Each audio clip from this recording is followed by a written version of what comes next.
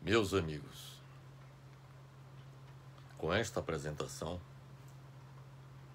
nós vamos abordar a sétima das 12 utopias planetárias que precisam ser realizadas visando a construção de um mundo melhor e contribuir para a felicidade, para a conquista da felicidade dos seres humanos individual e coletivamente. Como tornar realidade a utopia do fim do caos econômico e social nos planos nacional e global é o tema da nossa apresentação a partir deste momento. O que pretendemos fazer com esta apresentação é mostrar como fazer com que o fim do caos econômico e social dos planos nacional e global se torne realidade, com planejamento econômico em cada país e globalmente.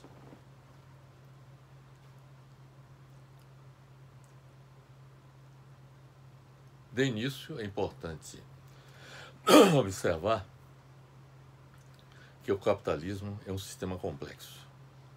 O capitalismo, que é o sistema em que nós vivemos, é um sistema complexo, dinâmico, adaptativo e não linear, porque possui elementos ou agentes em grande número, em infindável número, que interagem entre si, formando uma ou mais estruturas que se originam das interações entre tais agentes. Quando nós falamos em agentes, nós falamos na ação do governo, através de suas várias entidades e nos seus diversos níveis. Temos a ação das empresas, nas suas diversas atividades, tanto no setor agrícola, industrial, de comércio e de serviços. Temos também a ação de indivíduos, personalidades. Em suma, há uma multiplicidade de agentes que agem de forma a atender seus objetivos.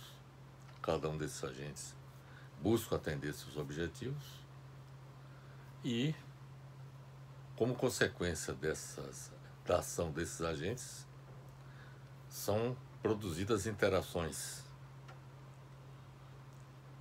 e que podem conduzir para resultados positivos, mas também para resultados negativos.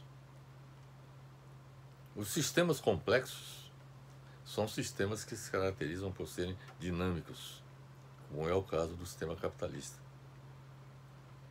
que tem como características fundamentais sua sensível dependência das condições iniciais, pelo qual mínimas diferenças no início de um processo qualquer podem levar a situações completamente opostas ao longo do tempo.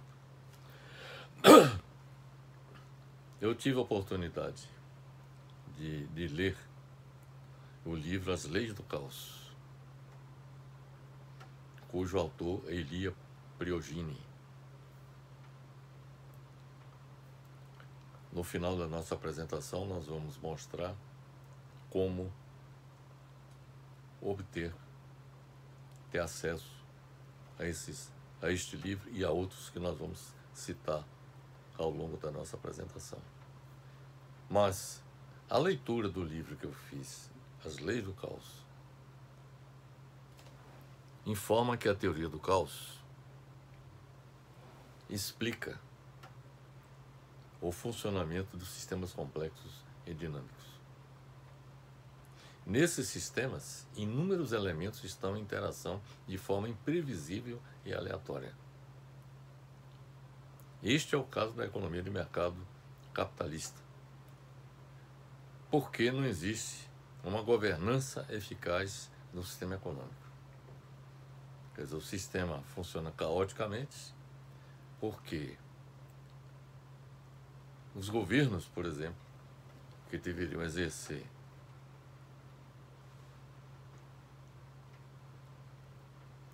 a governança eficaz no sistema econômico, não realiza com efetividade.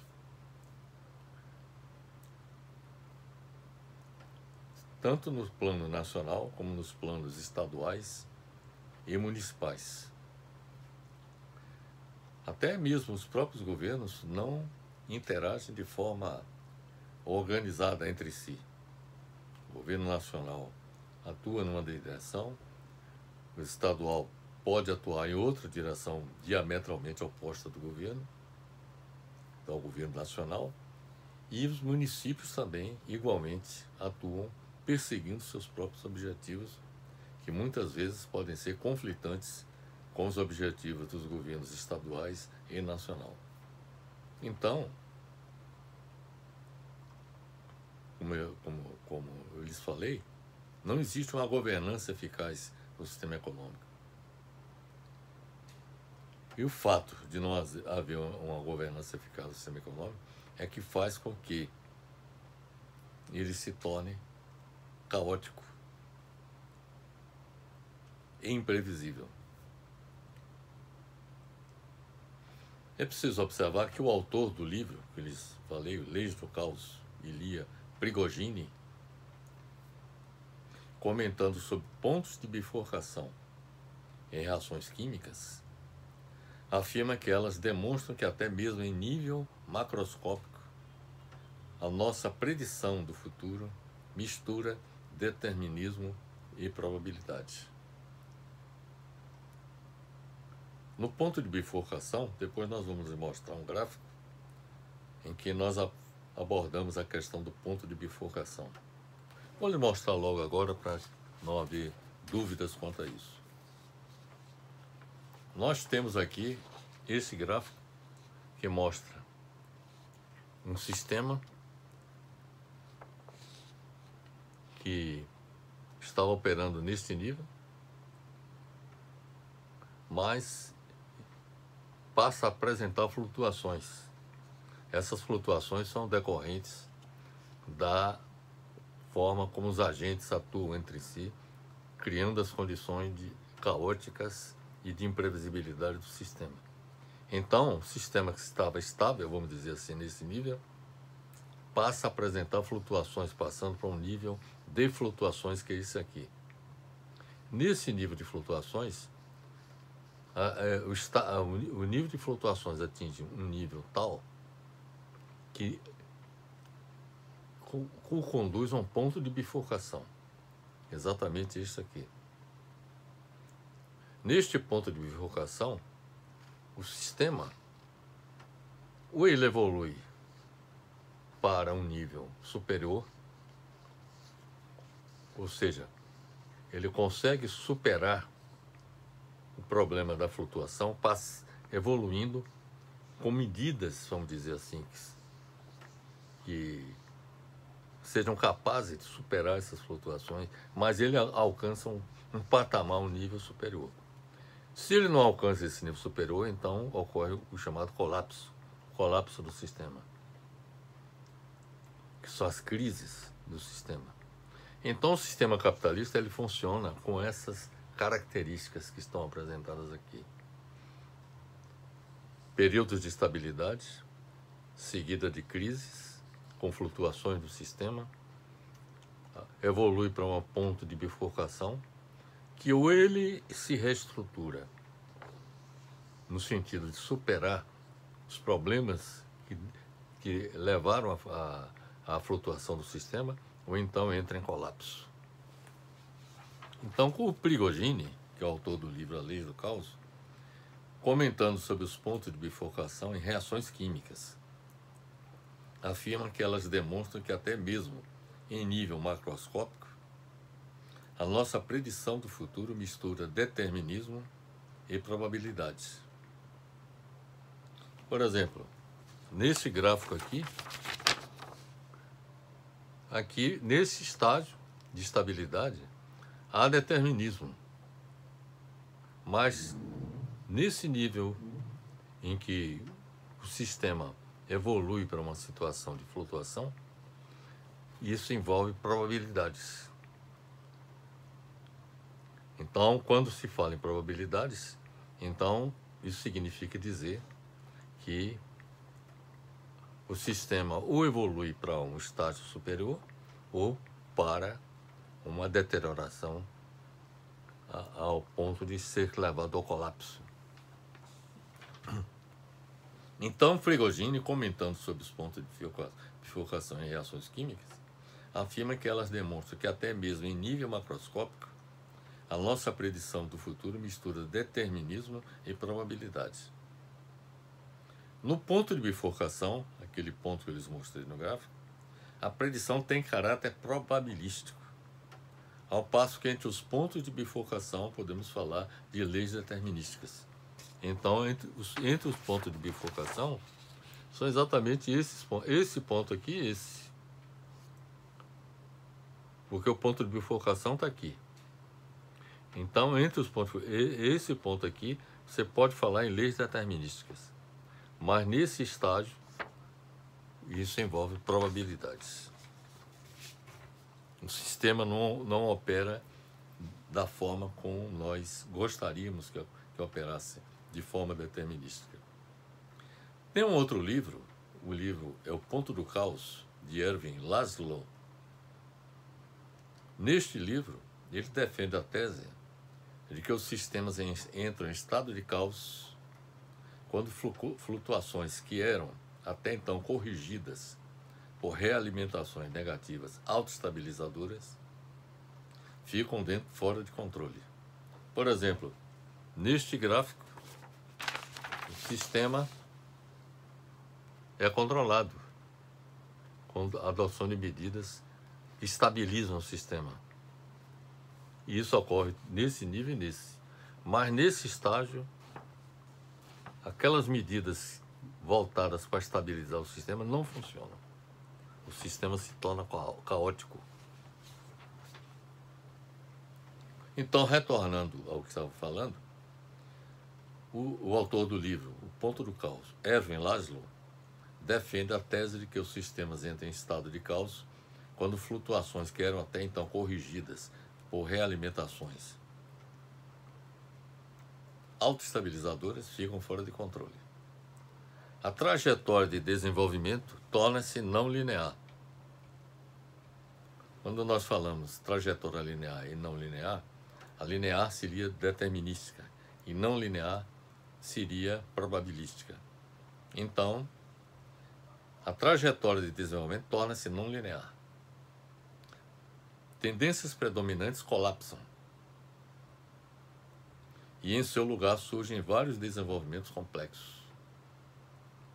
Raramente o caos é uma condição prolongada. Na maior parte do caso é apenas uma época transitória entre estados mais estáveis. Aqui, o caos é uma época transitória. Aqui nós temos um estágio de estabilidade e aqui o estado de estabilidade. O caos ocorre nesse estágio de flutuações. Então, na opinião de Ervin Laszlo, esse período é um período transitório. Mas essa transitoriedade ela pode demandar muito tempo, bastante tempo, e produzir estragos. Como, por exemplo, em 2008 ocorreu um colapso, ocorreu uma bifurcação, em que o sistema capitalista mundial quase que era levado ao colapso. Só não foi levado ao colapso porque houve intervenções dos governos, vários países do mundo, sobretudo os países capitalistas mais desenvolvidos, que salvaram seus bancos e com isso evitou o colapso do sistema capitalista mundial. Mas só que a solução do problema não deveria se restringir apenas em salvar os bancos. Deveria haver uma reestruturação do sistema capitalista. que não aconteceu. É por isso que de 2008 até o momento atual, o sistema econômico, o sistema capitalista se encontra estagnado. Então, apesar disso, esse momento de transição que nós estamos vivendo é um indicador de que uma nova ordem econômica terá que surgir para superar o problema enfrentado pelo sistema capitalista. Então, como já lhe disse, raramente o caos é uma condição prolongada. Na maior parte dos casos, é apenas uma época transitória entre estados mais estáveis. Quando as flutuações do sistema atingem níveis de irreversibilidade, quer dizer, quando, de modo geral, quando os governantes nos países planejam suas economias, eles buscam a estabilidade do sistema. E sempre procurando agir, atuar, no sentido de manter o sistema como estava operando antes. Ou seja, busca manter o sistema operando como eles gostariam que operasse. Ocorre que quando as flutuações no sistema atingem níveis de irreversibilidade, o que é o nível de irreversibilidade? É quando as flutuações, se nós estávamos aqui no estado de estabilidade e as crises acontecem provocando esta instabilidade no sistema, é impossível voltar o sistema a operar como antes. Então é necessário que sejam adotadas medidas para que novas estruturas, novos sistemas venham a operar para fazer com que o sistema opere com efetividade.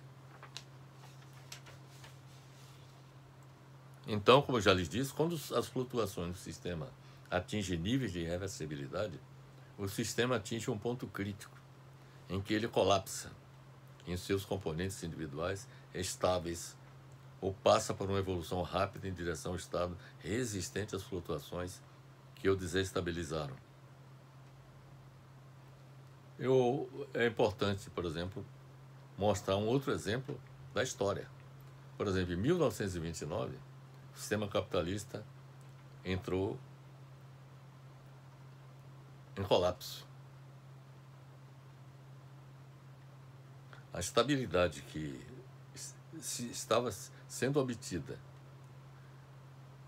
no período anterior, a 1929, foi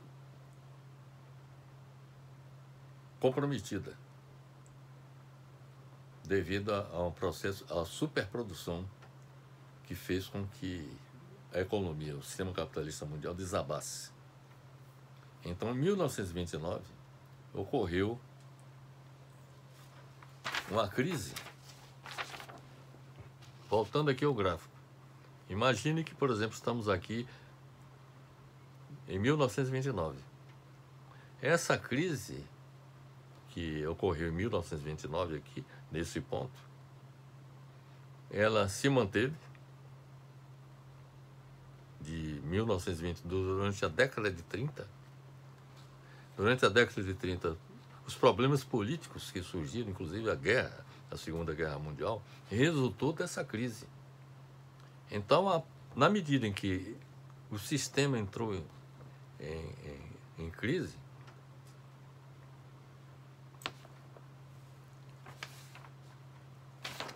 mostrei o gráfico errado. Eu quero dizer o seguinte, aqui, na medida em que o sistema entrou em crise, neste ponto, ocorreu o que? O colapso do sistema. E esse colapso do sistema, quer dizer, não houve, digamos assim, reestruturação imediata, o sistema entrou em colapso, e a solução que possibilitou superar os problemas gerados pela crise de 1929 foram os investimentos que as grandes potências realizaram na indústria de armamentos. Então, na medida em que a indústria de armamentos avançou, quer dizer, gerou emprego e renda, isso reativou a economia, as economias que estavam em colapso, e possibilitou, após o fim da guerra, veja bem, isso de 1929 até 1945 foram praticamente 15 anos de transição entre o colapso em 1929 e a retomada a partir de 1945. Na realidade, não aconteceu a partir de 1945. Aconteceu mais especificamente a partir de 1950. Mas vamos admitir, 1945. De 1945 até 1965, a solução que foi adotada para o sistema capitalista mundial foi a adoção do modelo keynesiano da economia, que depois nós vamos lhes explicar mais adiante. Então,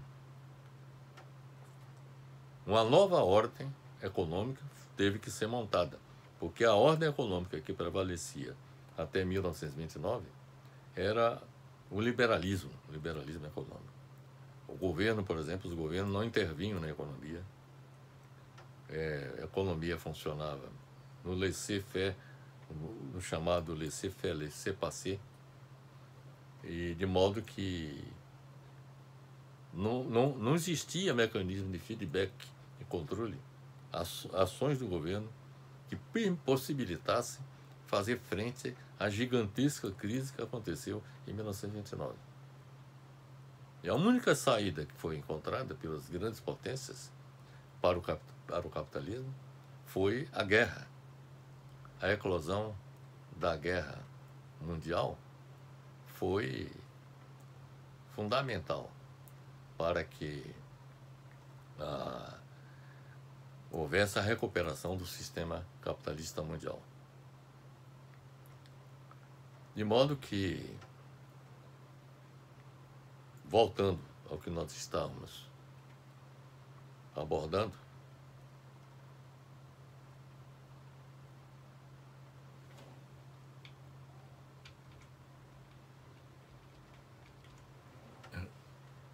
temos a dizer o seguinte: o sistema capitalista mundial estava sujeito a flutuações. Foi levado a um ponto de bifurcação, a partir do qual o sistema deveria ser reestruturada e uma nova estabilidade dinâmica deveria ser realizada para que ele não entrasse em colapso. No ponto de bifurcação, o sistema tem que ser reestruturado ou entrará em colapso, conforme já lhes falei. Esta é a situação vivida pela economia mundial, que após a crise que eclodiu em 2008 nos Estados Unidos e se espraiou pelo planeta, não houve uma reestruturação dos sistemas econômicos nacionais e mundial. O caminho do avanço que possibilitaria a superação do problema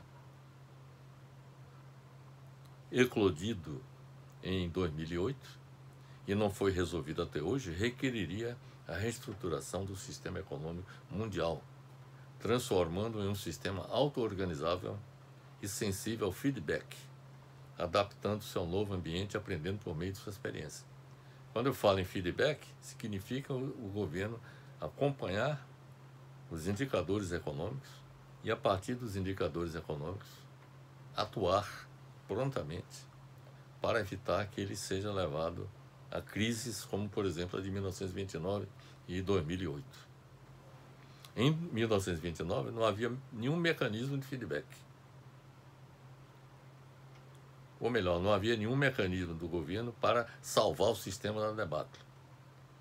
Já em 2008, o governo atuou, porque ele salvou os bancos. Os governos de vários países do mundo salvaram os bancos, que seriam levados à falência, e o sistema capitalista mundial seria levado à bancarrota, se não houvesse a intervenção do governo salvando os bancos da falência. Mas O mecanismo de feedback e controle é um mecanismo que tem que atuar sistematicamente, permanentemente, para se antecipar a esses eventos e reestruturar o sistema antes que ele aconteça. Esta é a forma, vamos dizer assim, inteligente de se planejar e de manter uma economia sob controle.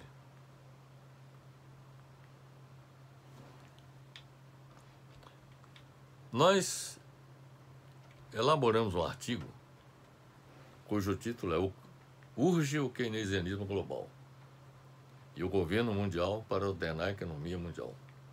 Essa é a tese que eu defendo para lidar com o caos econômico que domina o sistema capitalista mundial.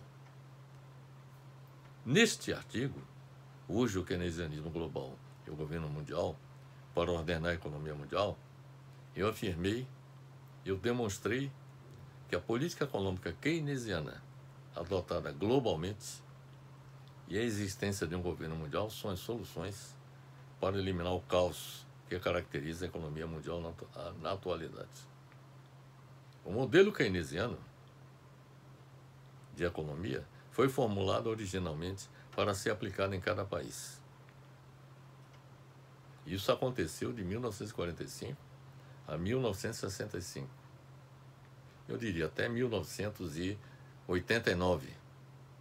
Mas ele só foi bem sucedido de 1945 a 1965.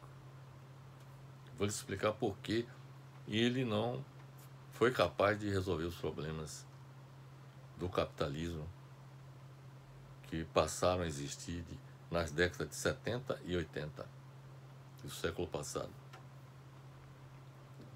Então, repetindo, o modelo keynesiano, formulado originalmente por John Maynard Keynes, grande economista, era para ser aplicado em cada país. Ele acreditava que o capitalismo poderia superar seus problemas estruturais como sistema econômico, desde que fossem feitas reformas significativas, como ele propôs. Haja vista que o capitalismo liberal, que dominou a economia mundial até 1945, havia se mostrado incompatível com a manutenção do pleno emprego e da estabilidade econômica. O keynesianismo, adotado após a Segunda Guerra Mundial, é preciso observar isso, contribuiu decisivamente para o desenvolvimento econômico da maioria dos países do mundo, de 1945 até 1965, que é denominado Golden Age, Era de Ouro. O keynesianismo deixou de se eficaz na década de 70, com a queda no crescimento econômico mundial após os denominados Anos Gloriosos, de 1945 a 1965. Por que fracassou? Porque não foi capaz de solucionar as duas crises, do petróleo e a crise da dívida, de grande parte dos países do mundo que ficaram insolventes, junto aos bancos internacionais. É preciso observar que nos anos gloriosos, de 1945 a 1965, foram registrados índices ímpares de crescimento econômico e geração de emprego e renda na economia mundial. E a combinação de crescimento econômico com mão de obra plenamente empregada, com salários razoáveis e protegida pelo estado de bem-estar social, especialmente nos países da Europa Ocidental. Uma observação que é importante de lhes fazer é o seguinte, que o modelo keynesiano de economia significa que o governo passaria a intervir na economia, com a adoção de políticas monetárias e fiscais, políticas econômicas desenvolvimentistas, que fariam com que o sistema econômico, na opinião de Keynes, possibilitaria evitar as crises, sobretudo crises como a de 1929. Mas essa é a diferença entre o modelo keynesiano e o modelo que prevalecia anteriormente, até 1929, que era um modelo liberal, era o liberalismo econômico. O governo não intervinha na economia. A economia funcionava sem intervenção do governo, a não ser na cobrança de impostos para atender às necessidades da máquina do governo, na manutenção das suas atividades. Mas a economia na economia o governo não deveria intervir. Então essa era a mentalidade predominante até 1929. De 1945 até 1989, até 1990, vamos dizer assim, o modelo keynesiano foi adotado. E o governo interveio na economia dos diversos países que adotaram o modelo keynesiano. O governo passou a intervir, elaborar planos de desenvolvimento, adotar mecanismos de feedback e controle, mesmo que ainda não muito plenamente desenvolvidos, mas se adotou algumas medidas que possibilitavam ao governo manter algum controle sobre a economia, como, por exemplo, o controle da inflação. O keynesianismo foi substituído pela globalização neoliberal a partir de 1990. O keynesianismo foi abandonado como pensamento econômico dominante na década de 1980 e substituído pelo pensamento econômico neoliberal, que se opõe ao pensamento econômico marxista e ao pensamento liberal neoclássico keynesiano de bem-estar social, e propõe a restauração do pensamento econômico liberal clássico, que, como já lhes disse, prevaleceu até 1929, tendo como base uma visão econômica conservadora que pretende diminuir ao máximo a participação do Estado na economia, não apenas ao nível nacional, mas também ao nível mundial, cuja expectativa era de promover a retomada do crescimento da taxa de lucro mundial do sistema capitalista, que estava em declínio. Nós elaboramos também um outro artigo, cujo título é O Fracasso do Neoliberalismo no Mundo. Neste artigo, nós informamos que os fatores que desencadearam a globalização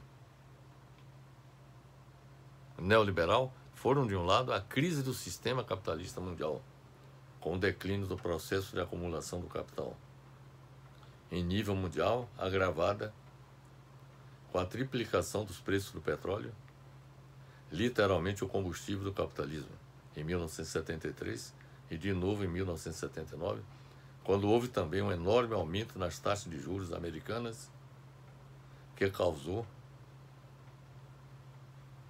na década de 1980, a chamada crise da dívida externa nos países capitalistas periféricos. O Brasil, por exemplo, foi um dos países mais afetados por esta crise. A crise do sistema capitalista mundial se deu em vários níveis: política, economia, vida social, externa e internamente em todos os países. Toda a crise era demonstrada através do aumento do desemprego, da queda nos níveis de investimento e da redução da lucratividade do capital, da crise fiscal dos estados nacionais.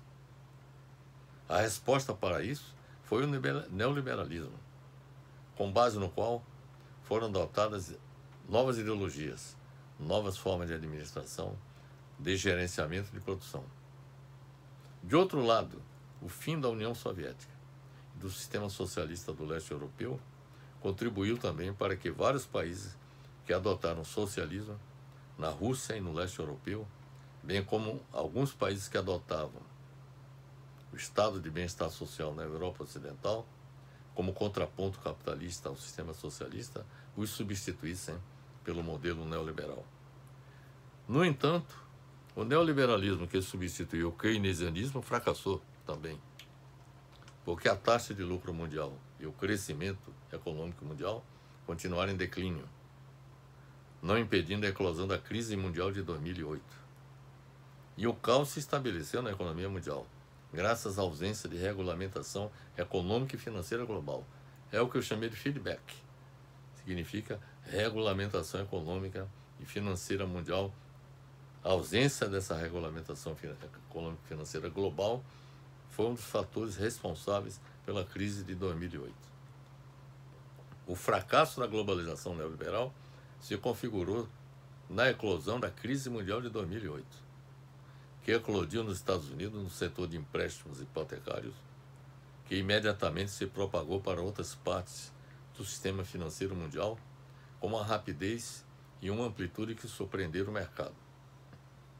O Banco Mundial, ou melhor, o Banco de Desenvolvimento Asiático, estimou que os ativos financeiros em todo o mundo podem ter sofrido uma queda de mais de 50 trilhões, um número equivalente à produção global anual. Veja o prejuízo, 50 trilhões de dólares de prejuízo. O sistema financeiro internacional já não mais funciona. O modelo neoliberal que regeu o mundo nos últimos 40 anos morreu. Essa é a realidade. E haverá depressão, que terá duração de muitos anos, se algo não acontecer para reverter essa situação. O inevitável resultado da globalização neoliberal foi o aumento do desequilíbrio global no comércio, na poupança e no investimento, e na desigualdade social, materializada na excessiva concentração da riqueza em todo o mundo. Este desequilíbrio global no comércio, na poupança e no investimento foi o resultado da crise que eclodiu nos Estados Unidos em 2008 e se espalhou pelo mundo e comprometeu o sistema financeiro dos Estados Unidos, do Reino Unido e da Europa com débitos insustentáveis. Diante do fracasso do neoliberalismo e de sua incapacidade de lidar com a crise global do capitalismo, o keynesianismo poderá ser a solução, desde que ele seja aplicado globalmente. Ficou demonstrado que a aplicação do keynesianismo em cada país isoladamente, como aconteceu de 1945 a 1989, não funcionou, a não ser nesse período de 1945 a 65. A partir de 1965, começou a haver flutuações no sistema, gerando instabilidades. E o resultado é que foi adotado o modelo neoliberal, que não funcionou. Os sistemas econômicos estão estagnados. Então, a solução do problema, diante desse fracasso do neoliberalismo, poderia ser o keynesianismo, desde que ele seja aplicado globalmente. Isto é, ele operaria no planejamento econômico, não apenas ao nível nacional, para obter estabilidade econômica e o pleno emprego dos fatores em cada país, mas também ao nível mundial, para eliminar o caos econômico global que predomina atualmente com o neoliberalismo. O keynesianismo deveria ser adotado, portanto, ao nível planetário, visando assegurar a estabilidade econômica e o pleno emprego dos fatores. Com o keynesianismo global, haveria coordenação de políticas econômicas keynesianas em nível planetário, que só poderá ser realizada com a existência de um governo mundial. Ele não pode ser aplicado globalmente sem a existência de um governo mundial. Esta seria a forma de obter estabilidade da economia mundial para eliminar o caos que caracteriza a globalização neoliberal dominante atualmente em todo o mundo. Para gerir um sistema complexo como o capitalismo, é preciso criar mecanismos de feedback e controle pelo governo mundial para assegurar a regulação, a estabilidade do sistema econômico. Com o keynesianismo global adotado no planejamento da economia mundial e a existência de um governo mundial, seria possível eliminar o caos gerador de incertezas que caracteriza a economia mundial sujeita a instabilidades constantes. A eliminação do caos ou atenuação da estabilidade, da instabilidade e da incerteza, com suas turbulências e seus riscos na economia mundial, só será alcançada com a existência de um governo mundial, que atuaria para assegurar a coordenação entre as políticas econômicas keynesianas adotadas em cada país e globalmente. Para ser eficaz, o governo mundial deveria adotar o processo de planejamento keynesiano, da economia que contribua para eliminar a instabilidade e incerteza com suas turbulências e seus riscos. A humanidade só caminhará rumo a uma efetiva integração econômica inicialmente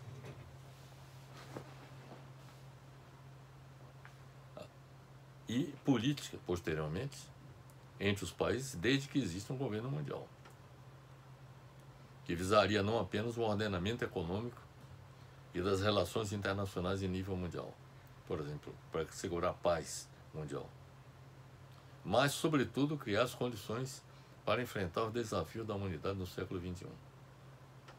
Os países individualmente, mesmo os mais poderosos, e as instituições mundiais atuais, como a ONU, FMI, OMC, entre outras, não reúnem as condições para realizar essas ações. Para viabilizar um governo mundial, meus amigos, é preciso que de início seja constituído um Fórum Mundial pela Paz e pelo Progresso da Humanidade, por organizações da sociedade civil e governos de todos os países do mundo. Neste fórum seriam debatidos e estabelecidos os objetivos e estratégias de um movimento mundial pela constituição de um governo e um parlamento mundial, visando não só um governo e um parlamento mundial, mas também a Suprema Corte Mundial, visando sensibilizar a população mundial e os governos nacionais no sentido de tornar realidade um mundo de paz e de progresso para toda a humanidade. Este seria o caminho que tornaria possível transformar a utopia do governo mundial em realidade e fazer com que a utopia do fim do caos econômico e social que predomina em todo o mundo seja eliminado, ou seja, essa utopia seja transformada em realidades. Sem a constituição de um governo mundial democrático, o cenário que se descortina para o futuro será o de desordem política, econômica e social, e da guerra de todos contra todos. Então, estas são, meus amigos, as considerações que eu tenho a fazer, como tornar realidade a utopia do fim do caos econômico e social nos planos nacional e global. Eu lhes demonstrei que é possível alcançar esse objetivo. Compete às organizações da sociedade civil e aos governos sentarem em torno de uma mesa para, juntos, adotarem as medidas que há pouco nós estamos propondo. Bem, antes de encerrar nossa apresentação, eu tenho a lhe dizer que nós utilizamos como fonte de dados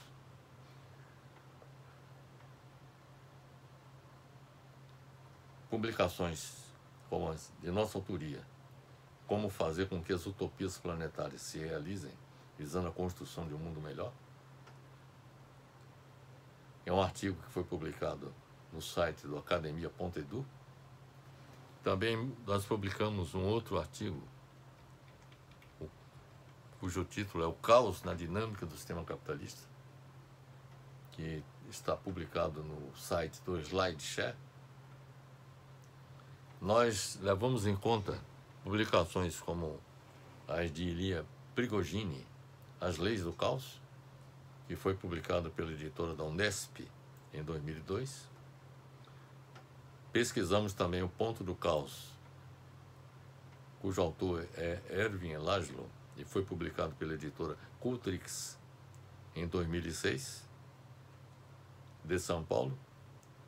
Nós levamos em conta também o artigo de nossa autoria, Urge o Keynesianismo Global e o Governo Mundial para Ordenar a Economia Mundial, que foi publicado no blog defalcoforado.com, e também o texto de nossa autoria, O Fracasso do Neoliberalismo no Mundo, que foi publicado no site do linkedin.com. Então essas são, meus amigos, as considerações que eu tenho a fazer a respeito deste tema que é da maior relevância, da maior importância, visando superar a utopia do caos econômico e social nos planos nacional e global. Espero que tenha sido esclarecedora a nossa apresentação e fica aqui meu abraço fraternal.